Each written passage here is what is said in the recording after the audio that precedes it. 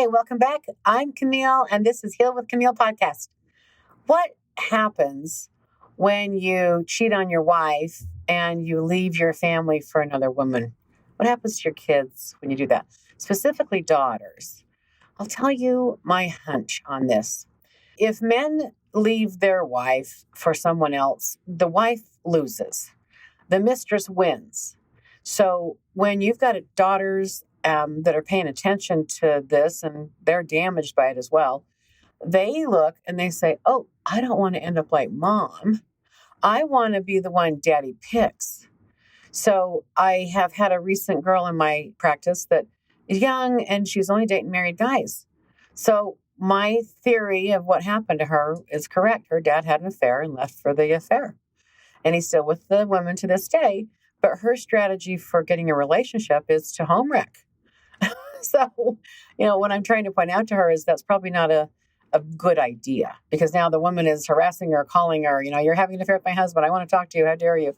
So she's kind of getting stopped right now. And look, I don't blame her. I don't blame the wife. I'm sure she's very upset, very angry. We understand it, right? We totally get the world of all that. But this young girl thinks that this is a good idea. This guy's older. And this is what her dad did. So daddy had an affair, younger woman, left the wife and the children, married the younger woman, actually had another family with her, I think 2 other kids. So she's doesn't want to go through that heartache and pain like her mom did. So she's going to get a guy that's already married. And then again, she thinks that's how it's supposed to be. So her ideal identity with a husband, her ideal way of getting a husband is to do what the mistress did, because that's what daddy picked. So if you are a father, if you're a husband listening to this, be very careful what you choose. There's a lot of studies that are about if mom's not happy, and I'm not just saying happy wife, happy life. I don't think you need to cater to some woman, but it is true that if the father is not respectful or honoring of the mother, there's an impact on the kids. That is absolutely true. And vice versa. If the wife is disrespectful to the husband, that's the worst way you can hurt a father is to take the kids' respect from him, right? But if you're in a difficult relationship, you're in a rough marriage, you want to get out of it, get out of it before you bring another woman into it, if you can. You can. I mean, honestly, you can. It isn't like if you can. You can. You can keep it separate. But sometimes men are so angry and bitter and upset and wounded by their spouse, they just want to get revenge. Look, the number one reason for an affair, by the way, is revenge. You're having an affair at your person typically. But again, if you're having a miserable time and you're looking to get divorced, you're just going to muddy it up, make it all about the affair. And then that, again, this is what happens. So you have an affair, you leave for the new woman, and or you leave for another guy. You have an affair. You're hurting each other as you break up because there's new people involved. And so what happens is it's never really processed through. The only thing that gets processed at that point is how much that new person, the cheat, hurt you. It's like, that's all you can see. It's like throwing red paint all over everything. Red paint gets everywhere. So it's all about the red paint. That's what the affair is the red paint. Even though the marriage was probably crumbling, there were communication issues, there were problems in the bedroom. All that stuff is why it eventually ended the way it did, usually.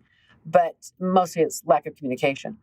But when you run off and start something new on a rebound as an affair too quickly, I'm telling you, that's all anybody focuses on the rest of their lives usually, is how that affair hurt them and how that damages the family. And it does damage the family. And then again, the person having an affair, running off, riding the sunset with that affair, they're not really dealing with the reality of the situation. They're not grieving the marriage. And that's also a hurtful thing when you didn't take time and, skip a beat to grieve and let go of that relationship. So I just feel like affairs really do a lot of damage to kids. And people, they're just not aware of that. They just think, I'm going to hurt my ex-wife this way, or I'm not even going to attempt to hurt her. It just does. Or I'm going to hurt my ex-husband this way because it does. Here's another thing. They start thinking that they have a vote on things because you give them permissions with your children, et cetera. I've got a situation right now. Husband had an affair. He's married the mistress. There's 2 girls in the middle of this.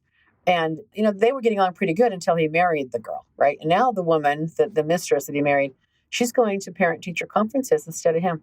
She's taking the phone calls with the ex-wife instead of him. She's managing the kids' schedule. I mean, she's now inserted herself. And I think he wanted her to. So this ex-wife is just, she's now parenting, the co-parent is his new wife, the mistress. How is that ever a good idea? Like, what? How is that going to ever work out? So now we have lawyers involved constantly. They're always taking each other back to court. He refuses to pay her what he owes her. Again, he's just got some sort of new way of harming her. But that's so short-sighted because these girls are needing therapy now. These girls are depressed. These girls are going through so much stuff. The drama and the trauma. It's almost like you're constantly in that chaotic space. You can't just really ever settle the past and move forward. There's a new fight all the time. The stress loads on, the parents, but especially the kids, is enormous. So now these girls are needing therapy, maybe medication. They act out. They're self-harming. Again, just to manage the stress load on this. This is what people that choose an affair just to get even with the spouse, this is what it does to those kids. And my concern always is going to be with little girls that have daddy that had an affair and left for the mistress. Those girls are going to want to be the mistress because she won. We tend to pick the winning identity, when we grow up, and it's unconscious. We don't sit there and go, or we may even say it, I don't want to be like my mom. I don't want to end up in pain like my mom. I don't want to be betrayed like my mom. I'm going to be the mistress. And that way I'll be the one that's chosen and picked. And he'll give me money and he'll give me this and he'll give me that. But then there's always that ex-wife. It's not always fun being the mistress, y'all. Let's just look at that for a minute. You're a mistress. Well, you're kind of causing damage if you're home wrecking, if there's children, et cetera. So you're the mistress and you want to win, but then he's still constantly back and forth with the ex, usually, if there's children especially. So how are you really getting him full time, right? Maybe you get him now, but he's still got that past baggage that's in your world routinely. And I also think there's trust issues. When you have an affair with somebody, he cheated. He cheated on a wife. He's cheating on. So if he's a cheater, is he going to cheat on you too? If she's a cheater, is she going to cheat on you too? If you start a relationship from, unworthy means, you don't get a worthy end from unworthy means. And so if you're cheating together, do you really ever fully trust each other? And some people think, oh, yes, I can be myself. I can be so honest with my lover, my boyfriend, my girlfriend. I couldn't be this open and honest with my spouse. Okay. Until when? And again, if you end up marrying that person, and I'm not saying it doesn't work out. Sometimes it does work out like that. You kind of sort out what you want, you need. But if you are someone that harmed another person, it's like a weapon, you're weaponizing your love, and you're just moving on quickly because you really weren't fully done with your last relationship because you weren't out of it. At least get moved out. At least get the divorce started. At least, get a little down the road. Because if that person comes in too quickly, then that's the reason the marriage ended, not the real reason. You see what I'm saying? So you want the real reason to get looked at and processed. It takes two to make anything work. It takes two to have it break. So it isn't like there's an innocent party here. I agree with that. But the mistress isn't always the solution to the problem. You're still the same person leaving that relationship, going with the affair. I work with a lot of young girls that are thinking that that's the way to do it because they don't want to go through what mom went through. And again, who would want to be abandoned or betrayed like that and left behind? Nobody. That's exactly right. They don't want to be like that. So how do I argue with that? How do I say, well, yeah, but mom has more integrity? Or I can't say that because these girls are convinced that the way to go is to, just break up a family. It's actually sad. But the toll it takes on everybody is enormous. And then this is years of believing that they need to be a mistress instead of being the wife. And again, it's causing all sorts of problems. They end up in risky situations. I've got one girl who's had an affair with 3 married men. And right now she's literally running from one of the wives. So she's got herself caught in this triangle. And she's actually trying to break up with the husband, but the husband doesn't want to let her go, of course. And he's liking that the wife knows, and he's kind of weaponizing this mistress. I don't think he has any intention of leaving his wife. They're very wealthy, and he's going to walk away from half of his money if he does that. But, like I said, the first reason for an affair is revenge. So he's having an affair with this young, beautiful girl. They're in their 40s, and I think this girl's in her 20s. So again, wife finds out about it. She hates her. She's blaming it all on her, right? Instead of him. But he's utilizing this drama to somehow, get at the wife. It's obvious that he wants to hurt her. And then another situation I went through, this girl had an affair years ago with a married guy. And the wife found out. It's kind of a famous couple, but the wife found out. And we're talking maybe 7 to 10 years ago, this affair happened. And, my client had moved on. She felt bad. She had a breakup of her own and then ended up with this married guy. I think she knew the couple. She knew both of them, not well, but she knew them both. Was having an affair with this very wealthy, famous guy, and eventually realized I shouldn't be doing this. And so she broke it off within a year, but it's still, an affair. And then years go by. Well, now the wealthy man and his wife are going through a divorce. So she's getting war dialed by the wife. I just need closure. I need to understand. Like, she's hounding her. I saw her phone yesterday. 20, she's just war dialing her, leaving her voicemails. Some are nice. And then some are, you owe me. I'm entitled to answers. And, I know you messed around with my husband years ago. I just want to know the truth. Stuff like this. And then it's something like, look, I'm trying to put my life back together. I'm going through something. I need answers. I kind of get the feeling that she'd like a testimony or some sort of thing. Like maybe she's hoping that she might gain leverage if they're going through a divorce. Calling the former mistress to say, yeah, I had an affair with him. Judges don't care about that. I know that. But she might be thinking that's the way to go. So I just don't think ever it's a good idea to kind of interfere with someone else's relationship like that. If you're thinking about having an affair and then you catch feelings for the person you're having an affair with, it can get messy. It can get ugly. If that's going on, try to protect your kids as best you can. Try to slow down the, running off and marrying somebody new. Get done with where you're at and at least get the paperwork started so that you at least have it officially over. We're just waiting for the papers kind of thing before you either announce or really go full throttle with your new love.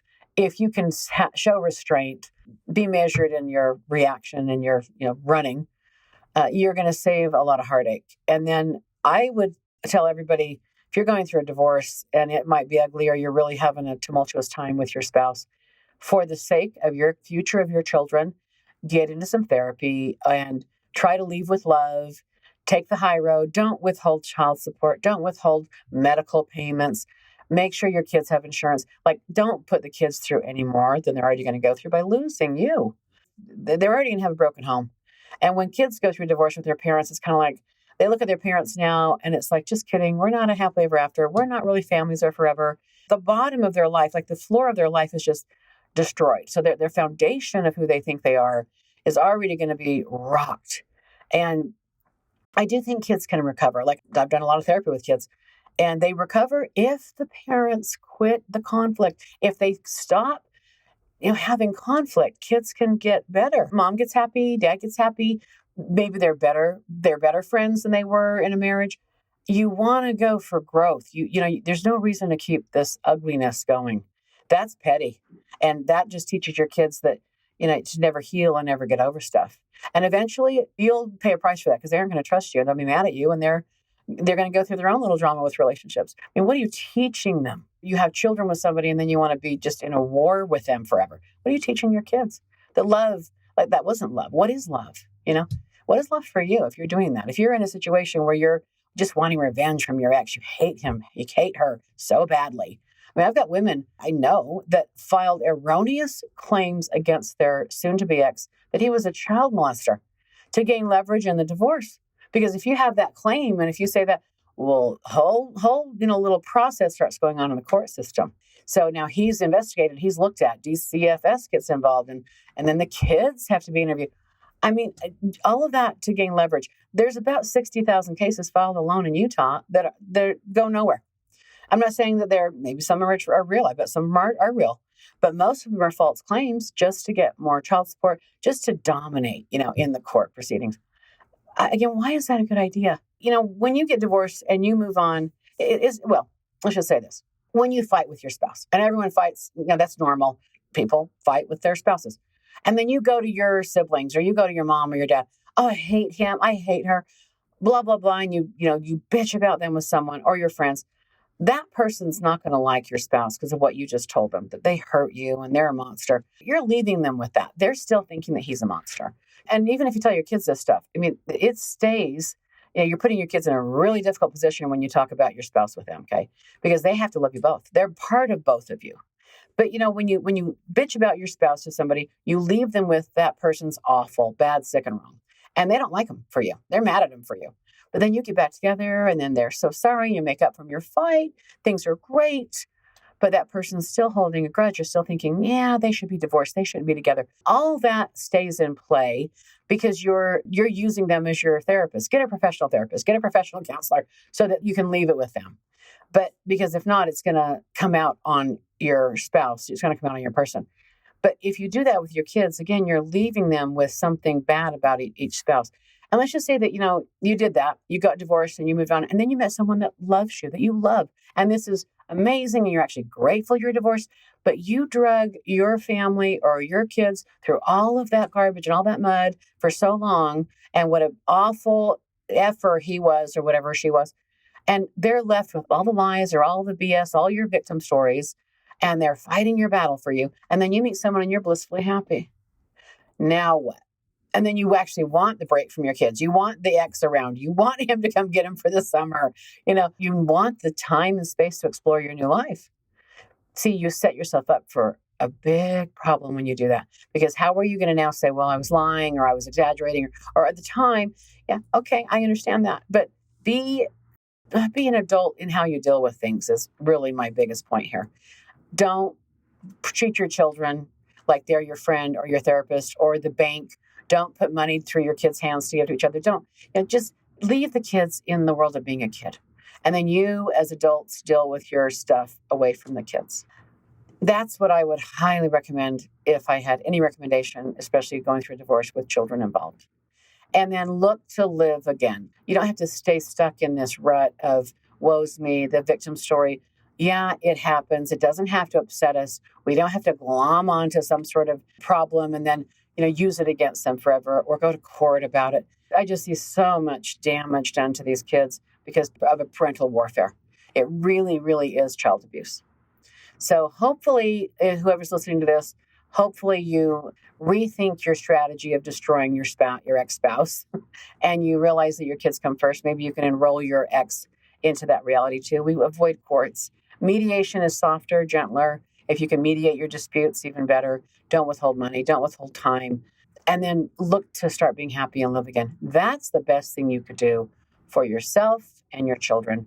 And don't have an affair right away and rub it in the face of your ex and then right off in the sunset and just look happy without the family, like it's their fault. Don't do that. That's, again, leading your little girls especially up to be the mistress. Okay. And your sons also take notes from you too with that. They think someone's always going to be better for them than the wife, and then they'll have affairs too and leave the wife or hurt the wife. So you are the example. We as parents are the example to our children. How we operate is how we're teaching our kids how to operate inside of love and relationships. So grow up, people. Quit hurting your kids that way. If any of this helped you or you'd like to talk to me, you can find me on my website at healwithkimile.com, HEAL with KIMILE.com. Thank you and good luck. Bye-bye.